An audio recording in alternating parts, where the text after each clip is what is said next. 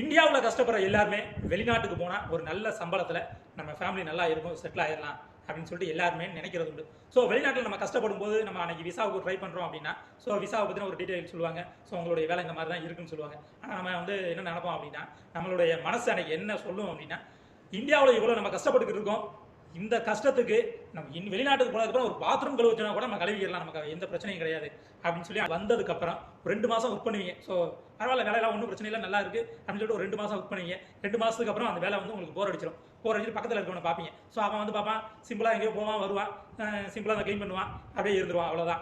டீசெண்டாக அப்படியே வேலை பார்த்துருப்பான். ஏன்னா அவனுக்கு வந்து ஒரு 4 வருஷம் ஒர்க் பண்ணியிருப்பான், 5 வருஷம் ஒர்க் பண்ணியிருப்பான். ஸோ ஒரு சில நுணுக்கத்தில் வச்சு எந்த மாதிரி சமயங்களில் எப்படி ஒர்க் பண்ணணும் அப்படின்னு சொல்லிட்டு ஒர்க் பண்ணிட்டு டீசெண்டாக இருந்துக்குவான். ஆனால் அவனை பார்க்கும்போது நமக்கு என்ன தோணும் அப்படின்னா, அவன் வாங்குற சம்பளத்தில் பாதியை தான் நம்ம வாங்குறோம், ஆனால் ஒர்க் பண்ணவே இல்லை. ஆனால் நம்ம வந்து ரொம்ப ஹார்ட் ஒர்க் பண்ணுறோம், எனக்கு இந்த சம்பளம்லாம் பத்தாது, எனக்கு வந்து சம்பளம் இன்னும் அதிகமாக வேணும், நான் ஊரில் ராஜா மாதிரி வாழ்ந்துக்கிட்டு இருந்தேன், ஆனால் இங்கே வெளிநாட்டில் வந்து ரொம்ப கஷ்டப்படுறேன் அப்படின்னு அன்னைக்கு தோணும்.